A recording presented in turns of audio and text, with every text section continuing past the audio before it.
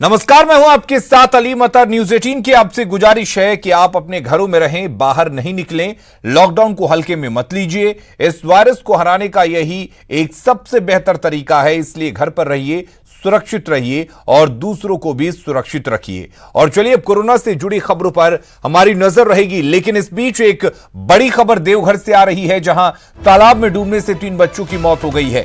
कुंडा थाना के सल्लू रायडी गांव की यह घटना है। तीनों मृतक बच्चों की उम्र 6 से 10 साल के बीच की है और तीनों बच्चे नहाने के लिए तालाब में गए थे। इसी दौरान यह हादसा हो गया। और अब जान लेते हैं कोरोना पर क्या कुछ अपडेट है। अगर भारत की बात करें तो भारत में कोरोना के कुल मामले 4789 तक पहुंच चुके हैं, जबकि 352 मरीज जो हैं वो स्वस्थ हो गए हैं। और अगर मरीजों की मौत की बात करें तो 124 मरीजों की मौत पूरे देश में हो चुकी है। झारखंड की अगर बात करें तो झारखंड में कोरोना के अब तक 4 केस सामने आए हैं, लेकिन राहत की बात यह है कि अभी तक कोई अनहोनी नहीं हुई है। चारों को आइसोलेट कर उनका इलाज किया जा रहा है। तो बड़ी बातें जान लेते हैं पूरे देश में कोरोना को लेकर। देश में कोरोना के 4789 मामले सामने आ चुके हैं। देश में कोरोना संक्रमित 352 लोग ठीक होकर डिस्चार्ज हुए हैं, अपने घर जा चुके हैं। देश में लॉकडाउन की अवधि बढ़ सकती है। सूत्रों के हवाले से यह खबर है, देश में 20 से अधिक शहरों को कोरोना हॉटस्पॉट के तौर पर चुना गया है। जयपुर में 100 पॉजिटिव केस पाए गए हैं। कई क्षेत्रों में कर्फ्यू जैसे हालात हैं। गोपालगंज में कल मृत मरीज की रिपोर्ट नेगेटिव आई है। दिल्ली में कैंसर अस्पताल के 9 और स्टाफ संक्रमित पाए गए हैं। दिल्ली सीएम का कोरोना पर 5 सूत्रीय प्लान सामने आया है। दिल्ली के सीएम ने यह प्लान दिया है। मुंबई की बात करें तो मुंबई में नियम तोड़ने पर 150 जमातियों पर एफआईआर दर्ज किया गया है। एक संक्रमित 30 दिन में 406 को संक्रमित कर सकता है। झारखंड की बात करें तो झारखंड में अब तक कोरोना के 4 केस सामने आए हैं, 4 पॉजिटिव है और अभी 842 सैंपल की रिपोर्ट जो आई है वो नेगेटिव है। रांची के हिंदपीढ़ी में ड्रोन से निगरानी रखी जा रही है। रांची के हिंदपीढ़ी में ही स्वास्थ्य विभाग का मेडिकल सर्वे भी चल रहा है। इसके अलावा अभी भी राज्य में कोरोना सैंपल की जांच काफी धीमी है। जिस रफ्तार से जांच होनी चाहिए उस रफ्तार से नहीं हो रही है। केवल रिम्स और एमजीएम में ही जांच की सुविधा उपलब्ध है। स्टेट डेडिकेटेड कोविड-19 अस्पताल में 19 आईसीयू बेड बनाए गए हैं। डिस्ट्रिक्ट डेडिकेटेड अस्पताल में 209 आईसीयू के बेड बनाए गए हैं। झारखंड के आइसोलेशन सेंटर में कुल 2891 बेड सुरक्षित हैं। ट्रैवल हिस्ट्री वाले 1977 लोगों को सर्विलांस पर रखा गया है। पूरे अगर दुनिया की बात कर ले तो विश्व में 13,60,000 से अधिक कोरोना से संक्रमित मरीज अब तक सामने आ चुके हैं। कोरोना से मरने वालों का आंकड़ा पूरी दुनिया में 75,000 के पार पहुंच चुका है। अमेरिका में सबसे अधिक 3,67,000 कोरोना पॉजिटिव संक्रमित लोग सामने आए हैं। अमेरिका में अब तक 10,910 लोगों की मौत भी हो चुकी है। स्पेन में पॉजिटिव 1,40,000 मरीज हैं, 13,000 मरीजों की मौत हो चुकी है। इटली में पॉजिटिव 1,32,000, जबकि सबसे ज्यादा दुनिया में मौत यहीं हुई है 16,000 के आसपास। जर्मनी में भी कोरोना संक्रमित मरीजों की संख्या 1 लाख के पार पहुंच चुकी है। फ्रांस की अगर हम बात करें तो फ्रांस में अब तक 9,000 से अधिक कोरोना से संक्रमित लोगों की मौत हो चुकी है। चीन जहां से कोरोना फैला था वहां 81,000 के पार आंकड़ा है, जो एक तरह से रुका हुआ है। कोरोना से संक्रमित बोरिस जॉनसन को आईसीयू में भर्ती कराया गया है। अगली खबर का रुख कर लेते हैं। रांची के हिंदपीढ़ी में कोरोना पॉजिटिव केस मिलने के बाद स्वास्थ्य विभाग ने मेडिकल सर्वे का काम शुरू कर दिया है। इलाके के गुरु नानक स्कूल कैंपस में बनाए गए कंट्रोल रूम से नर्सों को सर्वे के लिए रवाना किया गया। इस अभियान में सिविल सर्जन के साथ स्वास्थ्य विभाग के अधिकारी और पुलिस की टीम भी पूरे तरीके से शामिल रहे। पूरे इलाके में ड्रोन कैमरे की निगरानी रखी जा रही है। आपको बता दें कि कोरोना का दूसरा केस आने के बाद हिंदपीढ़ी में 72 घंटे का टोटल लॉकडाउन लागू है।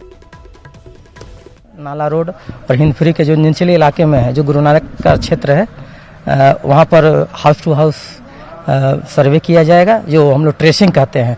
जो संभावित मरीज हैं उनकी खोज की जाएगी। जैसा कि आपको मालूम है कि परसों दिन एक पॉजिटिव केस आ गया है, तो इसमें विशेष एहतियात बरतते हुए स्वास्थ्य विभाग रांची की टीम लगी हुई है और हमारे साथ प्रशासनिक पदाधिकारी लोग भी लगे हुए हैं और आज टीम घर घर जाकर जांच करेगी और जो भी संदिग्ध होंगे जिन्हें कफ खांसी सर्दी जुकाम सर में दर्द बुखार की शिकायत होगी उनकी स्क्रीनिंग की जा रही है और सभी टीम को थर्मल स्कैनर वगैरह दिया गया है और उनकी स्क्रीनिंग की जाएगी और उसमें से जो भी संभावित मरीज होंगे उन्हें प्रॉपर जांच किया जाएगा, इलाज किया जाएगा, उनकी समुचित चिकित्सा व्यवस्था की जाएगी।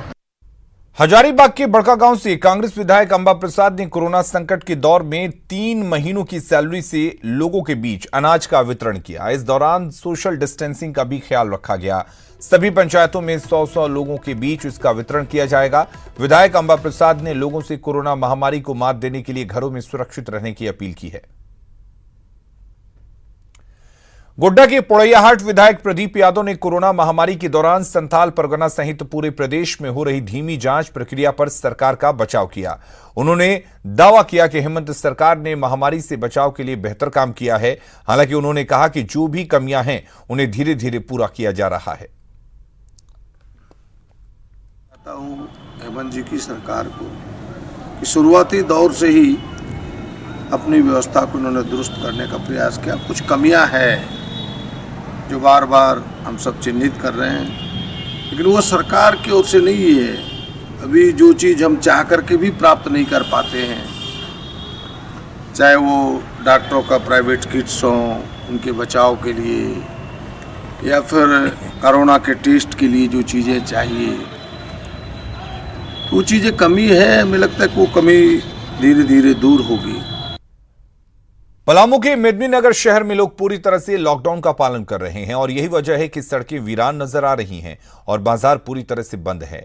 मेदिनीनगर शहर में लॉकडाउन का जायजा लिया संवाददाता नीलकमल ने। नगर शहर में लॉकडाउन का पूरी तरह से लोग पालन कर रहे हैं। हम इस वक्त मौजूद हैं मेदिनीनगर शहर के छमुहान चौराहे पर। आप देख सकते हैं कि इस चौराहे से होकर गुजरने वाली जो भी सड़कें हैं पूरी तरह से सन्नाटा पसरा हुआ है। जो भी कुछ अगर दिखाई दे रहे हैं वो सुरक्षाकर्मी हैं। यहाँ पे कुछ सुरक्षाकर्मी तैनात हैं जो लगातार लोगों को अपील कर रहे हैं कि घरों में रहें, लॉकडाउन का पालन करें। इसको लेकर के सभी चौराहे पर पुलिस तैनात किए गए हैं। बाकी आप देख सकते हैं कि चारों तरफ जो भी सड़कें हैं, ये जो सड़क है ये बस स्टैंड की ओर जाती है। आपको दूसरी ओर दिखाना चाहेंगे कि ये जो सड़क है ये पुलिस लाइन जाती है, पूरा सन्नाटा पसरा है। और आप बाईं ओर देख सकते हैं कि ये बाज़ार का इलाका यहाँ से शुरू होता है।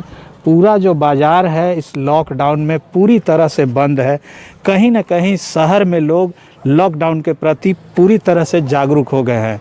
नीलकमल, न्यूज़ 18, पलामू। कोरोना वायरस को हराने के लिए जमशेदपुर शहर में स्वास्थ्य विभाग की ओर से खास तैयारी की गई है। कोल्हान प्रमंडल के सबसे बड़े अस्पताल एमजीएम में स्पेशल चैंबर बनाया गया है, जहां प्रवेश करने के बाद लोगों को सैनिटाइज किया जा रहा है। जायजा लिया संवाददाता आशीष कुमार तिवारी ने। कोल्हान में लगातार जो है कोरोना संदिग्ध मरीजों की संख्या लगातार वृद्धि हो रही है और सैकड़ों की संख्या में रोजाना कोल्हान के सबसे बड़े एमजीएम अस्पताल में लोग आ रहे हैं जहां कोरोना के संदिग्ध मरीज यहां पहुंच रहे हैं। मगर मैं आपको एक नज़ारा दिखाना चाहूँगा। एक यहां उपकरण लगाया गया है जो आप साफ तौर पर देख सकते हैं कि जिससे ये जो पूरा उपकरण है इससे लोगों में घुसते साथ ही पूरा सैनिटाइज हो जाएगा। पूरे कपड़े के साथ साथ पूरे बदन को इसमें सैनिटाइज करके आप अस्पताल में प्रवेश कर पाएंगे। जो लोग इसका उपयोग कर रहे हैं उन लोगों से भी बात करेंगे कितना फ़ायदेमंद है ये। और अस्पताल प्रबंधन के लिए भी सुकून की बात है कि कम से कम इन्फेक्टेड लोग अस्पताल में आ सकेंगे और नज़दीक से बात करने से भी इन्फेक्शन का खतरा कम रहेगा। ये जो मशीन है ये पूरे अस्पताल कैंपस में लगाया गया है और इसके अंदर से ही घुस के लोग जो है अस्पताल के अंदर प्रवेश कर पाएंगे, क्योंकि कोरोना वायरस किसी तरह की इसकी पहचान नहीं हो पाती है और लोग जो है वो किन्हें कोरोना वायरस से ये पहचान नहीं हो पाती है, जिससे लेकर लोग काफ़ी एक दूसरे से डरे समय रहते हैं। मगर ये मशीन के द्वारा किसी को भी वायरस जो होगा वो उसकी समाप्ति यहाँ पे होगी मशीन में घुसते साथ। जिला प्रशासन द्वारा अभी अन्य सरकारी कार्यालयों में भी इस तरह का मशीन लगाया जाएगा जिससे लोग जो है अपने हाथों के साथ साथ पूरे शरीर को भी सैनिटाइज कर सकेंगे। न्यूज़ 18 के लिए जमशेदपुर से आशीष कुमार तिवारी। चक्रधरपुर के रेलवे अस्पताल में कोरोना वायरस से सुरक्षा के लिए सैनिटाइजेशन रूम बनाया गया। अस्पताल में आते और जाते समय लोगों को सैनिटाइजेशन किया जाएगा ताकि वायरस का खतरा ना रहे।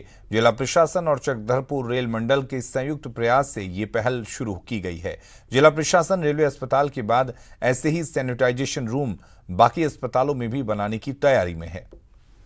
जैसा कि स्टीम बात आप लोग करते हैं, इसी तरह का एक सैनिटेशन चैम्बर बनवाया गया है। लो कॉस्ट में 20 से 25 हज़ार के कॉस्ट में एक अच्छा इफेक्टिव ये एक सोल्यूशन निकाला है। अभी मैं मानता हूँ कि इससे काफ़ी उपयोग होगा। जो भी हॉस्पिटल्स होंगे हम लोग को जहाँ ज़्यादा मरीजों का आना जाना होता है, विशेषकर कोविड-19 संबंधित पेशेंट्स या वैसे व्यक्ति आने की संभावना रहता है, तो वहाँ इस तरह का चैम्बर्स हम लोग बनाएंगे। इसका मेन मकसद है कि हेल्थ स्टाफ हो या कोई मरीज हो या कोई संदिग्ध हो, कोई भी यहाँ आता है तो यहाँ घुसने से पहले और यहाँ से निकलने के पहले, दोनों घुसने के पहले और निकलने के पहले दोनों बार अच्छे से सैनिटाइज होकर जाए। लीगल सर्विसेज अथॉरिटी के निर्देश पर जिला विधिक सेवा प्राधिकार की ओर से लॉकडाउन में राहत कार्य चलाया जा रहा है। रांची DLSA की ओर से आज रातू रोड के पहाड़ी मंदिर के पीछे झुग्गी झोपड़ियों में रह रहे लोगों के बीच भोजन सामग्री का वितरण किया गया। साथ ही लोगों से घरों में रहकर कोरोना से बचने की सलाह भी दी गई।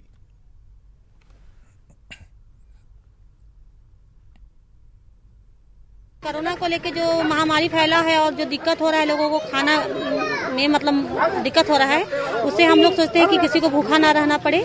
इसलिए जगह जगह पर हम लोग जैसे मजदूर लोग कहीं मजदूर लोग रुके हुए हैं और वो लोग को खाना नहीं मिल पा रहा है, 2 वक्त की रोटी नहीं मिल पा रहा है, कम से कम 1 वक्त की रोटी तो कम से कम हम लोग दे दें और उन लोग को दिक्कत ना हो, इसलिए हम लोग अपना खाना को बांट रहे हैं।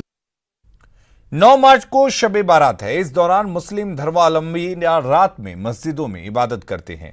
साथ ही बड़ी संख्या में कब्रिस्तान पहुंचकर अपने पूर्वजों को याद करते हैं।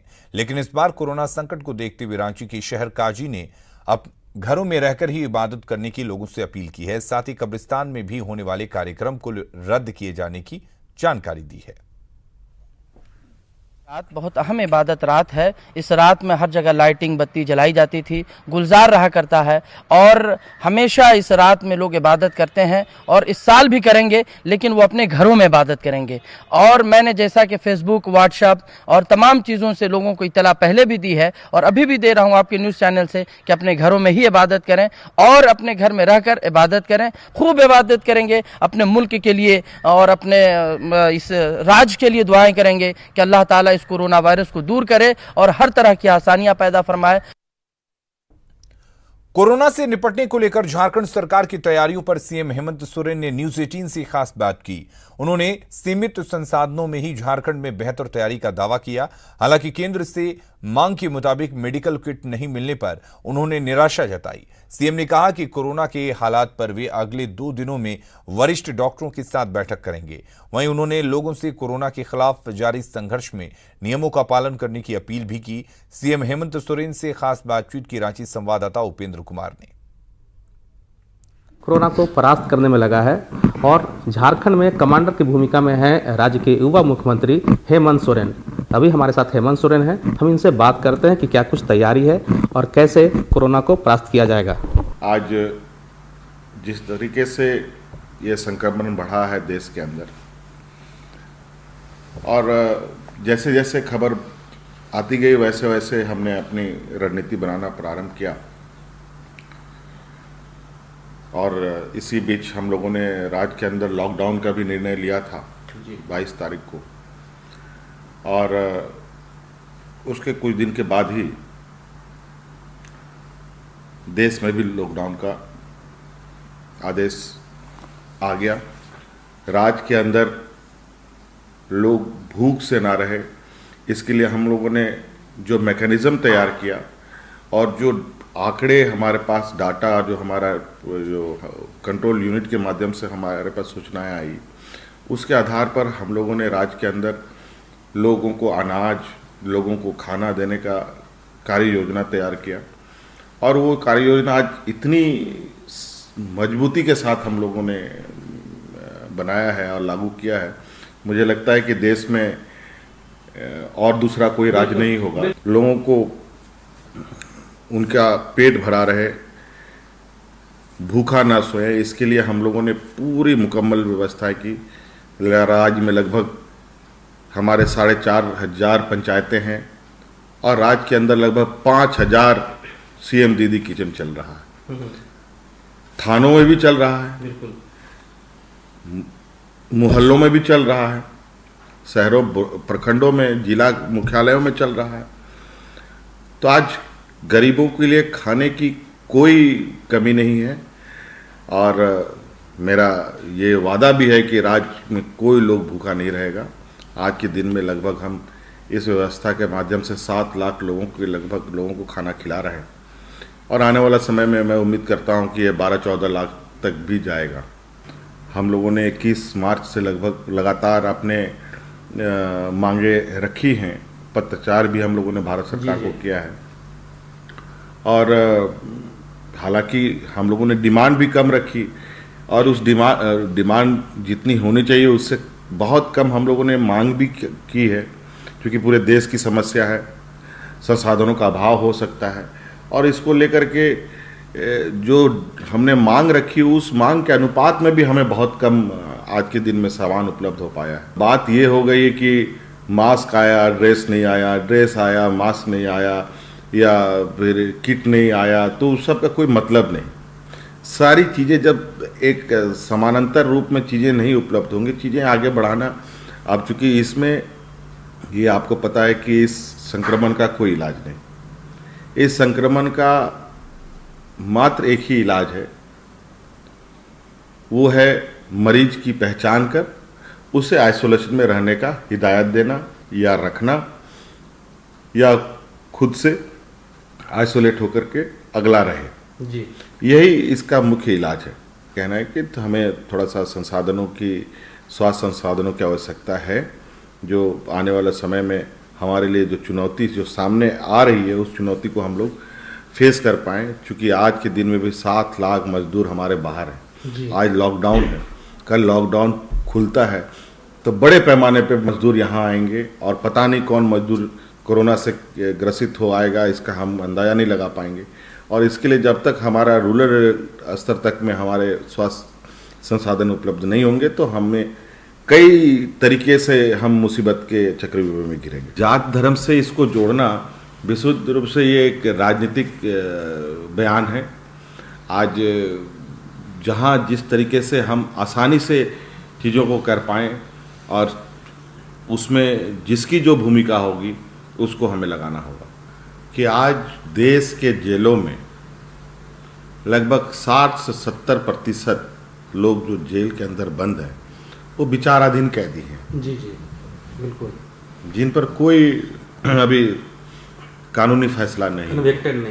और वो कौन है? सबसे अधिक आदिवासी, दलित, पिछड़ा, अल्पसंख्यक यही लोग हैं जी। आज ये तो बेचारे गरीब हैं, मजदूर हैं, केस नहीं लड़ सकते हैं, सब लोग कई संसाधनों के अभाव में जेल में फंस पड़े। ये बात आई, अच्छी बात है और हम लोग इसका आकलन भी कर रहे हैं कि कितने लोगों को हम लोग, वैसे भी हम लोग, आपने देखा होगा कि राज्य सरकार बनते ही कई कैदियों को हमने रिहा भी किया है। ये तो सरकार का आदेश तो बाद में आई, तो पहले से कंटिन्यूस प्रोसेस में हम लोग इस काम को कर ही रहे थे। अभी ये आदेश आया है, इस पर जितने लोग छूटने के होंगे छोड़े जाएंगे। जो भी यहाँ स्वास्थ्य क्षेत्र से जुड़े हुए जो जानकार लोग हैं उनके साथ हम अभी एक बैठक लेने वाले हैं और उनसे भी इन सलाह लेंगे कि किस तरीके से हम लोग इस संक्रमण में आगे जाएंगे। क्योंकि आपको पता है कि राज्य सरकार के पास संसाधनों का वैसे ही स्वास्थ्य के क्षेत्र में बहुत अभाव है। सिर्फ झारखंड नहीं, झारखंड तो हर चीज़ में अभाव है, देश में ही पूरा अभाव है। तो इसमें सभी राज्यों ने और हमारे राज्य में भी हमने प्राइवेट संस्थानों से भी आग्रह किया है, उनको भी हाई अलर्ट पे रखा गया है। और चूँकि स्वास्थ्य से जुड़े हुए लोग हैं तो स्वाभाविक है उनके पास भी कुछ जानकारियाँ, कुछ उनके पास भी कुछ सुझाव होंगे। उन सुझावों को भी हम लेना चाहते हैं और उसके साथ आगे की रणनीति हम लोग बनाएंगे। कल लॉकडाउन रहे लगातार या लॉकडाउन ख़त्म हो, हमें अभी कुछ समय और तक अपने आप को एक